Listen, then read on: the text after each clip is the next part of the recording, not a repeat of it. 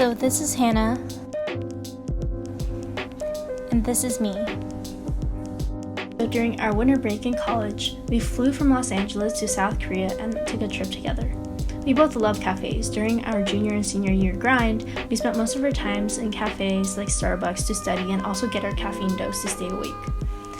But we saw online posts about cafes that strayed from the chain cafe norm, like Starbucks that we see in the US, and had their own unique twist on it that made it stand out.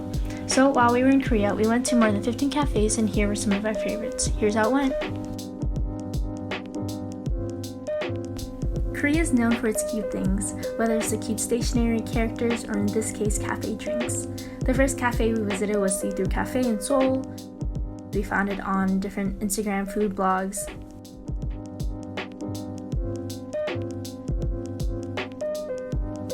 The outside and the neighborhood was very nice to walk through, and overall the place inside just felt very fairy tale-esque.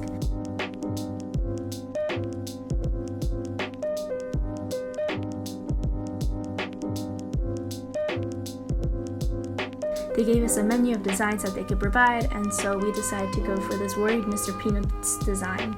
And since I'm not a big coffee drinker, we decided to go for a white chocolate cold drink. They added a blue Christmas hat because we went the day after Christmas.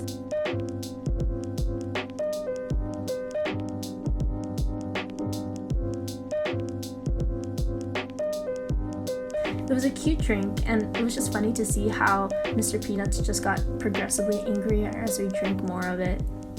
We both enjoyed the experience, and overall it was a great place to drop by for cute drinks that are one of a kind.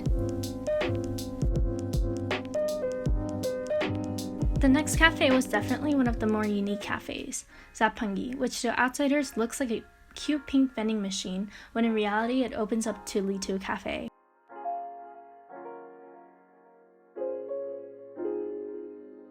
I always wanted a secret bookcase in my house, so this somewhat fulfilled that dream. The door made it feel almost exclusive, as if it were like a secret location.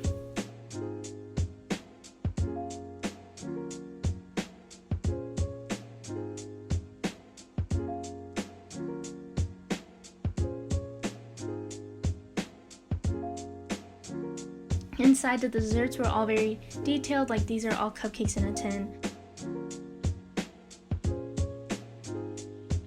I decided to get a rose milk tea, even though I'm lactose intolerant, but we'll forget about that. And Hannah got a hot lemon tea drink. There was also this custom tap card printer machine, and the animation aligned perfectly with the sound of the music in the cafe, so we were thoroughly entertained.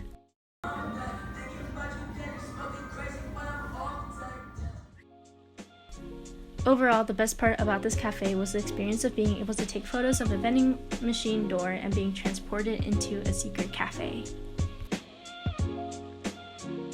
The next cafe was an hour ride away from the other cafes, but we were visiting one of Hannah's unnies, which is like an older sister or mentor. I really loved the minimalistic feel of the cafe, and it felt as though they had just really focused on the drinks themselves. If you order coffee, they ask you to sit with them so you can customize the strength of the coffee, which I really appreciated. But Hannah and I decided to get a lavender apple tea, and it might have been one of my favorite drinks on the trip.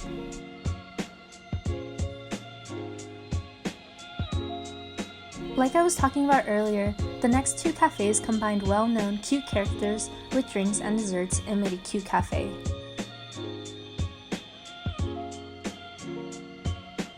The Ryan Cafe, named after this character, sat on top of the Kakao Friends store in Hongdae, which is one of the most popular shopping areas for teenagers.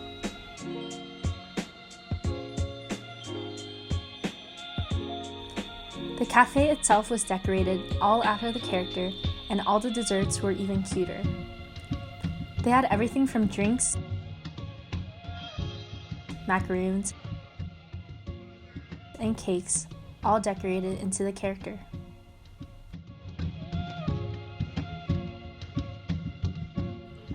Line Cafe was also another cafe based on different animated characters that we visited in Itaewon.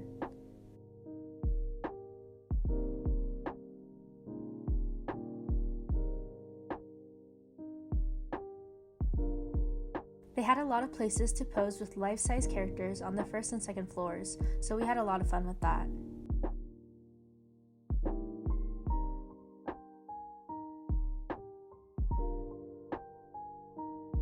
We headed up to the cafe floor and it felt as though there were a mini city in there. There was a bus stop where you could stop and take pictures, a road that led up to a mini food stall, a facade of a burger place, barbershop, and grill restaurant.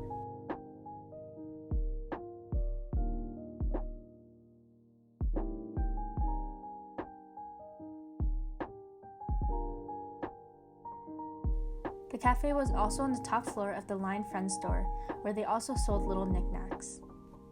All the food was based on characters as well. And for all the BTS fans, there were some BTS character decorations.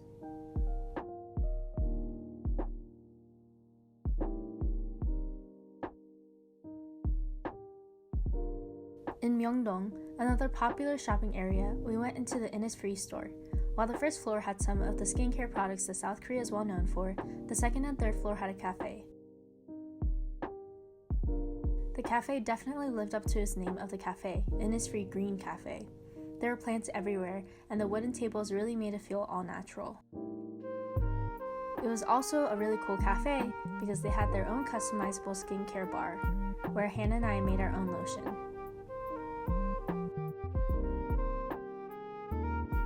This cafe, I think, had the cleverest name, named Photosynthesis, and it was one of the most aesthetically pleasing cafes.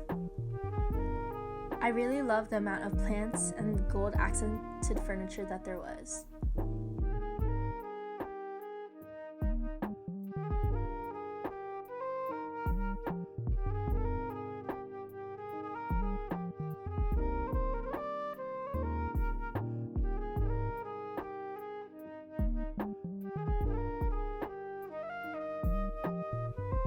As you can tell by now, Hannah and I really love tea instead of coffee. Coffee is only for when there isn't enough caffeine in our tea drinks, but since we weren't sleep deprived during this trip like we normally are during the school year, Hannah and the other Unni had an apple cinnamon tea drink, while I had a kiwi chamomile tea drink, also one of my favorites on the trip.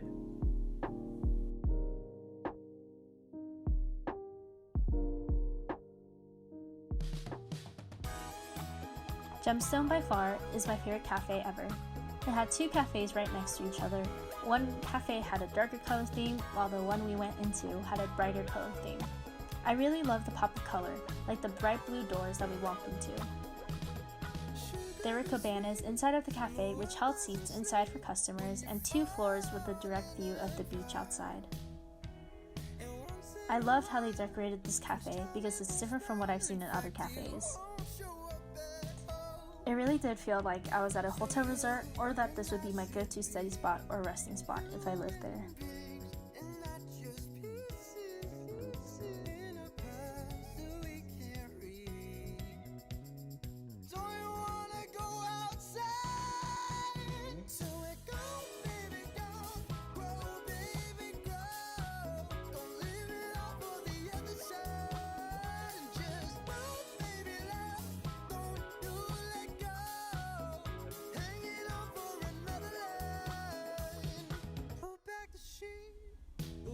The cakes, bread, drinks were all so nicely and simply decorated, and not to mention delicious.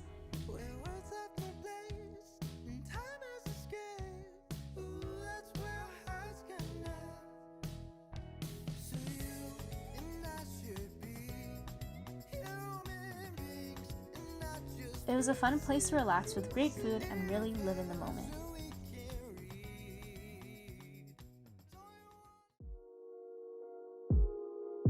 Bronze Wain was a special cafe because it was styled after an older Victorian-style house.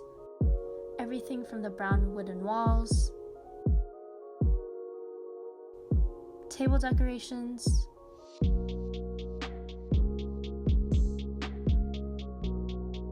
chandeliers,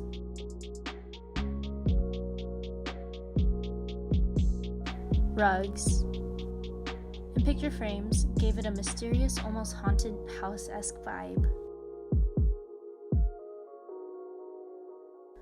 We all got different teas, and overall, this cafe gave us time to de-stress and enjoy looking at our surroundings.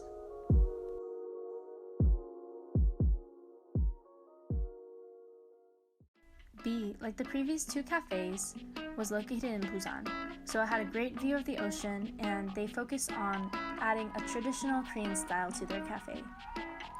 Their waitresses wore somewhat modernized hanboks, the Korean traditional dresses. They also had a lot of Korean temple doors and furniture. For example, guests could sit on the floor. It was, however, on the more expensive side, which makes sense considering its location. I ordered a cranberry cold tea drink while Hannah ordered a hot tea drink, both of which cost about 10,000 won, which is about $8 US. Each drink did, however, come with a little dessert on the side. We also ordered papingsu, a shaved ice dessert, and this dessert was worth it. It was a shaved fruit drizzled with honey, and it is one of the foods that I miss most from Korea. Overall, all of these cafes were really special to me because of their ability not only to provide great drinks or desserts, but also because of their ability to transport their customers into a new environment. Their food was also absolutely amazing, and I have now found out about their new drinks that I want to try back in the US. Looking back editing this video, it's fun to have a reminder of all of the beautiful places in Korea that we were able to experience. I will always be on the lookout for great cafes like these in Los Angeles, so if anyone knows of any, please let me know. Until next time, thank you for watching!